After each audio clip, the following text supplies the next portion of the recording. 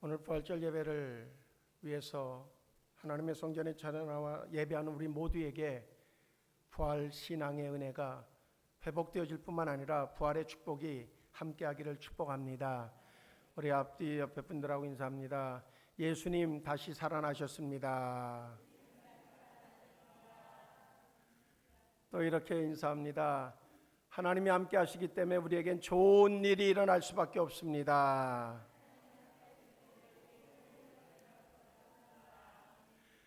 믿음으로 행하면 기적이 일어납니다. 할렐루야. 우리의 심령 가운데 두려움은 물러가고 온전히 주님이 주시는 소망으로 넘치는 복 있는 시간 되어지기를 축복합니다. 요즘에 세상을 이렇게 바라볼 때에 코로나19라고 하는 그 병으로 인하여서 이렇게 세계가 완전히 정말로 그 조금 심한 얘기로는 쑥밭될 수가 있을까 하는 정말로 의문이 생길 정도에 어떻게 이렇게 될 수 있을까? 근데 뉴스를 통해서는 아직 못 봤습니다만은 또 뭐 이란인가 뭐 그쪽에서는 그 메뚜기 떼가 뭐 그렇게 어마어마하게 득세를 한다며요. 그런 어떤 말세의 때에 나타날 어떤 징조에 대한 하나의 모습이기도 하거든요. 전염병이 횡행하고 또 그런 자연적 재앙이 나타나고 이때에 분명히 우리가 바라보고 찾아야 될 것은 오직 하나다. 한 분이다. 그것 말고는 해결이 안 되겠다는 거죠. 석학들이 그렇게 연구를 하고 그렇게 대안을 만들어도 그 아주 싸그리 무시하는 정도로 여기저기서 죽음의 시체들이 막 질비해지는 이런 상황 앞에서 계속적으로 우리 인간들이 무슨 자존심이 그렇게 강한지 하나님 앞에 무릎 꿇지 못하고 그저 계속 뭔가 인간적인 방법을 찾고 그리고 해결하려고 한다고 하면 그렇다고 하면 얼마나 어리석은 일일까 하는 거죠. 물론 예배에 대한 여러 가지 반론들이 나올 수 있습니다. 그런데 저는 어쨌든 지금이 하나님 앞에 부르짖어 기도할 때이고 그리고 동시에 예배의 진실성을 가지고 예배할 때라고 하는 확신이 있습니다. 요즘에 우리는 사사기서를 읽고 있습니다. 각자마다 그 달력에 나오는 것을 따라서 사사기서를 읽고 있을 거라고 생각이 되어집니다.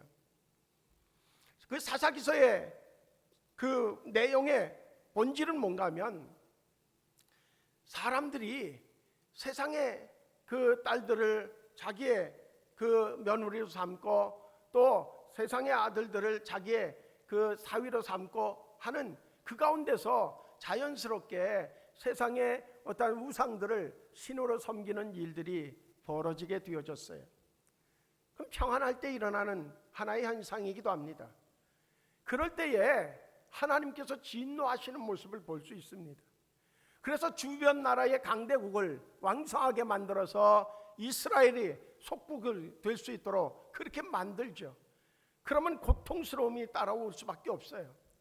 고통스럽다고 하나님 앞에 아우성치게 되어지면 하나님께서는 하나님의 사람을 세우시는 그게 바로 사사들이었어요. 사사를 세워서 다시 평정을 하죠. 그래서 40년 아니면 80년 평안을 다시 유지하게 되어지면 또다시 반복적으로 세상 사람들과 짝하게 되어지고 그리고 동시에 우상을 섬기게 되어지고 그러면 하나님이 여지없이 주변 또 한 나라를 일으켜 세우셔서 이스라엘을 또 공격하게 하고 속국으로 만들게 되어집니다. 그러면 또 죽겠다고 아우성치면 하나님이 또 하나님의 사람을 세우셔서 또 속도 좋으시지. 또 속아주는 심잡고 또 하나님의 사람을 세워서 또 진멸시키고 그리고 다시 이스라엘 백성들에게 평안을 주시는 그 반복의 사건이 바로 사사기에 나와지는 말씀입니다. 요즘 우리는 어떤가 하는 거죠. 어제 그제 인터넷 뉴스를 보면서 한편으로는 참 묘안이다 생각하면서도 한편으로는 씁쓸함이 있는 기사 하나가 있어요. 그건 뭐냐면 예배를 이렇게 모여서 하는 집합 예배를 이제 좀 지양해 달라고 하는 원면이 있고, 또 행정명령이라고 하는 단어까지 막 써서 어떻게 보면 위협적인 모습을 보이니까 고안해 낸 게 자동차 예배라고 하는 거예요. 차 안에서 옛날 보면 저기서 지금은 많이 좀 사라졌습니다만 한동안 자동차를 가지고 해서 영화를 보는 그런 자동차 영화관들이 많이 있었잖아요. 어떤 운동장에 해가지고선 거기에다가 스크린 띄우고, 그리고 주파수 맞추면은 그 다 들어오고, 자막이 저기서 뭐 방송이 다 들려지고, 그러고선 음성 들려지면 거기서 차 안에서 그 영화를 보고 오는 그런 극장들이 있었어요. 지금은 인천에도 사라진 걸로 아는데, 거기서 창안을 했겠죠. 예배를 그렇게 한다는 거예요. 야, 참 누가 머리를 참 잘 쓰고 고안을 해냈다. 그리고 세계적으로 그게 아주 상당히 빅 뉴스가 되어졌어요. 한편으로는 이런 생각을 했어요. 참 하나님 불쌍하시다. 어떻게 하든 간에 예배만 드려주면 좋아하실 하나님일까? 방송으로 그저 침대에 누워가지고, 그러고선 또 저기서 막 자기 일할 거 해가면서 그냥 방송만 틀어놓고 그렇게 드려지는 예배도 하나님이 아이고 예배 드려서 고맙다, 그리고 또 차 안에서 자기들 할 거 다 해가면서 그러면서 그냥 저기서 바라보면서 예배 드리면 그것도 야 고맙다, 그럴 하나님 어떻게 다 하나님이 이렇게 되셨을까? 제 마음속엔 탄식이 나왔어요. 그게 굉장하다고 생각하진 않았어요. 분명히 많은 사람들은, 많은 젊은이들은 그 기발한 창안을 한 그 교회로 몰려갈 것이 분명합니다. 그러나 저는 아니라고 생각해요. 어떻게 하나님이 점점 그렇게 값싼 은혜를 주신 하나님일까? 어떻게 그렇게 구걸하는, 예배를 구걸하는 하나님이 되어지고 있을까? 우리가 예배를 통해서 어떤 그 위험성이 있음에도 불구하고 그거를 고집하는 것이, 그것이 잘한다고 하는 이야기의 측면보다는 원칙, 원론적인 정말 기독교 신앙의 핵심이 무엇인가에 우리는 조금은 다시 조명할 필요가 있겠다. 시대에 따라서, 흐름에 따라서 뭔가 유동성적인 그러한 어떤 형태가 아니라 뭔가 중심에서 드려지는 정말 예배의 진정성이라고 하는 것에 우리가 창안을 할 필요는 더 있겠다, 그런 생각을 합니다. 근데 요즘에 어떻게 됐든 간에 인간에게 가장 중요한 것을 꼽으라고 하면 희망이에요. 인간은 희망을 먹고 사는 사람들이거든요. 내일에 대한 희망을 잃어버리면 그 인간은 스스로 자멸하게 되어져요. 인간은 그 어떤 절망적인 환경 가운데서도 희망을 찾으면 그는 그 역경과 고난을 헤쳐나갈 능력이 그에게서 생성되어져서 그 상황을 능히 뚫고 나가는, 그것이 바로 인간이에요. 그런데 지금 그 소망, 그 희망이 사라지는 것 같은, 오히려 두려움으로 덮여있는 그러한 방송 매체나 그리고 사람들 사이에서 볼 수 있게 되어지죠. 이때에 예수 그리스도의 부활의 날을 우리가 맞이하고 있습니다. 이 부활의 날, 정말 폭발적인 부활의 진정한 소망, 하나님이 주시는, 예수님이 사망의 권세를 이기시고 나서 그리고 제자들에게 나타나서 던져준 말씀, 평안이 있을지어다.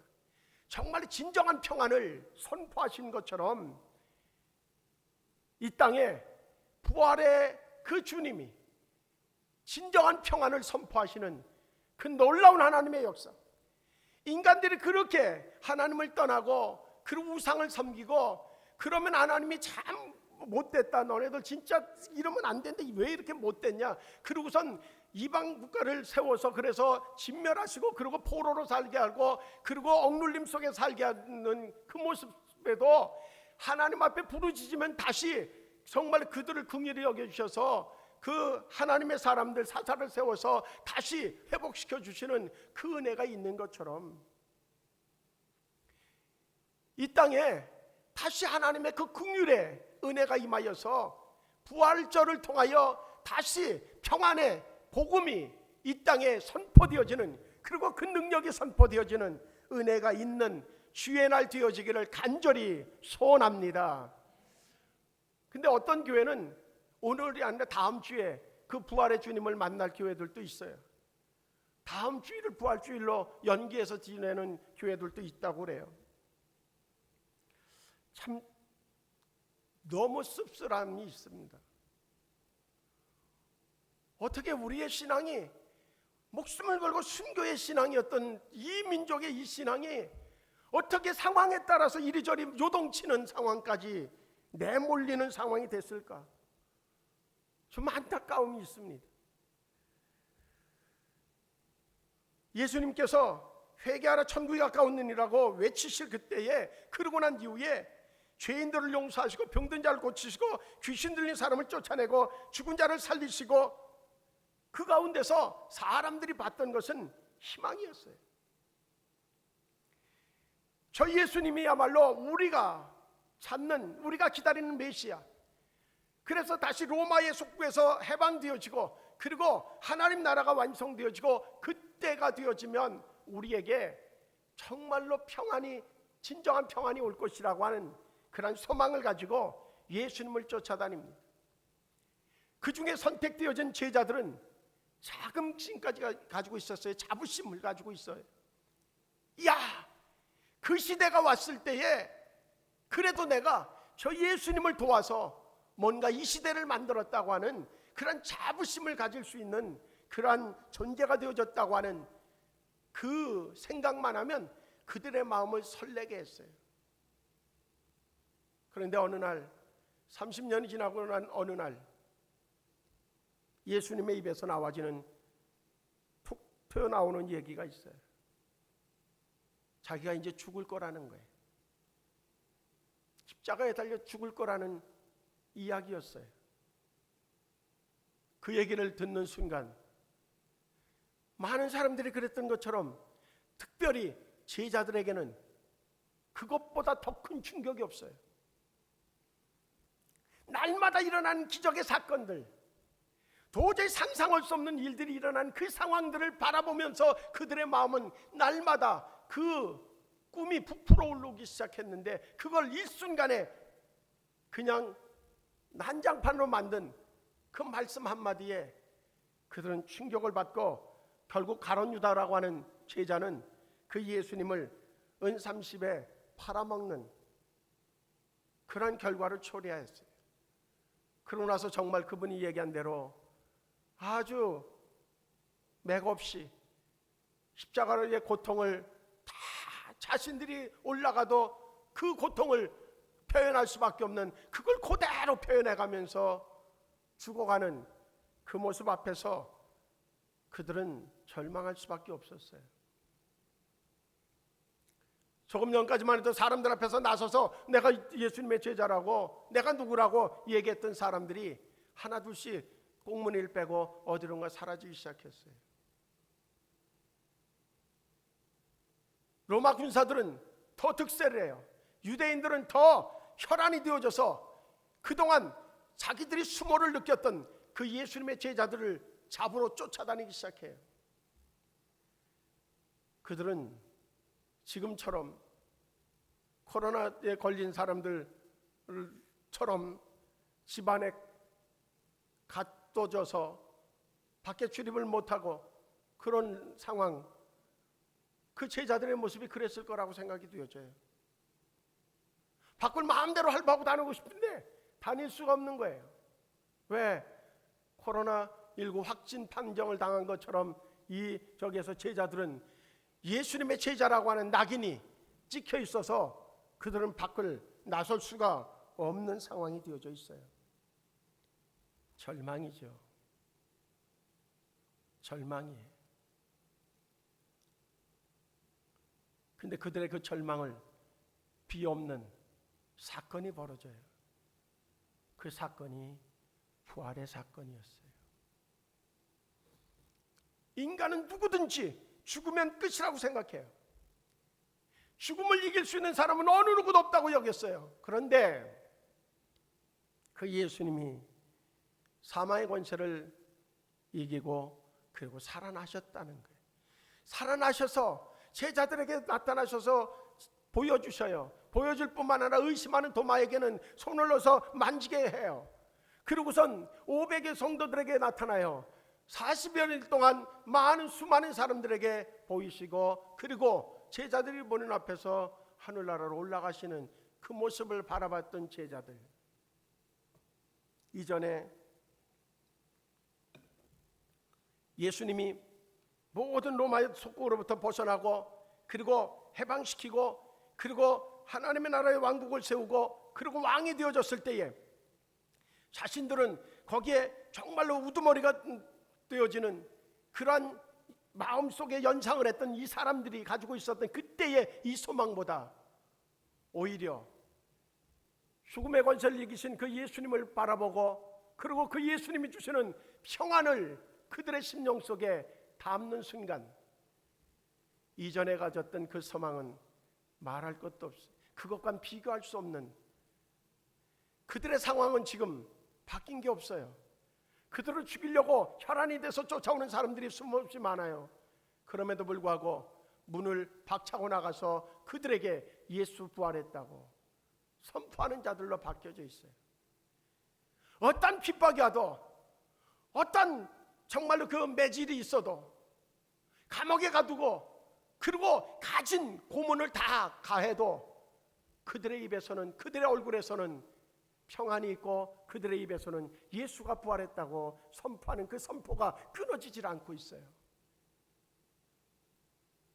예수님이 돌아가시는 그 사건을 바라보고 그리고 그들을 잡으러 쫓아올 때에 그때 그들은 어디론가 숨으려고 몸부림치고 그래도 불안해서 견딜 수 없어서 문을 걸어 잠그고 그들끼리 모여있던 이때와는 전혀 다른 상황이 연출되어지고 있어요. 어쩌면 스스로도 놀랐을 거예요. 어떻게 내 마음에 이렇게 담대함이 있지? 어떻게 내 마음에 이런 평안함이 있지? 아니 어떻게 이런 환난과 고난이 다가온다 할지라도 내가 어떻게 이 상황에서 내 입에서 찬송이 나올 수 있지? 내 입에서 어떻게 예수가 그리스도라고, 예수 믿어야 구원받는다고 그렇게 선포하는 이야기가 나올 수 있지? 어쩌면 수많은 사람들이 베드로를 회유했을 수도 있어요. 너 평생 동안 먹고 살 수 있는, 업으로 돌아가지 않아도 먹고 살 만큼 내가 다 제공할 테니까 너 제발 입 좀 다물어 달라고 회유하는 이들도 없잖아 있을 거예요. 그런데 평생 먹고 사는 그 돈이 자기 앞에 딱 놓여진다 할지라도 그것에 마음이 흔들리지 않는 거예요. 자신들이 더 놀랐을 거예요. 부활의 사건은 바로 이런 능력이 있어요. 진정으로 우리에게 필요한 것은 바로 이 부활의 능력인 거예요. 이 능력이 일어나서 그래서 모두의 심령 속에 그 평안함과 담대함이 주어진다고 하면 또한 정말 하나님이 주시는 놀라운 능력이, 치유의 능력이, 또한 코로나19의 그 병균을 소멸시키는 능력이 임한다고 하면 세계는 삽시간에 달라질 겁니다. 하나님만이 하실 수 있을 거예요. 하나님만이 하실 수 있다고 믿어져요. 왜 그런가 하면 균은 이것으로 끝나는 것이 아니라 균은 계속 발생되어질 수 있기 때문에 그래요. 그러나 그 어떤 균이 됐든 간에 하나님이 소멸시키면 전혀 작동할 수 없는 것도 우리가 알아야 될 거예요. 이러한 대환란을 우리가 맞이하면서 겪어나가면서 우리의 마음속에 진정으로 그 주님의 이름이 불려지지 않는다고 하면 그는 어쩌면 어둠에 사로잡힌 자가 되어지 있다고 해도 과언이 아닐 거예요. 한편으로는 씁쓸함이 있습니다. 조금 높은 데 올라가서 이렇게 동네를 바라보고 시내를 이렇게 바라보면 그렇게 멀지 않은 곳에, 그리고 또한 헤아릴 수 없을 만큼 교회 종탑들이 있어요. 밤이 되면 멀겋게 십자가의 불빛이 휘황찬란하게 비춰져 있어서 주변을 밝히고 있어요. 그럼에도 불구하고 이 사회는 정의가 무너져 있고 공평하다고 하는 그것이 찾아볼 수 없는 시대가 되어져 있다고 하면 그게 정치인들의 잘못만 있을까?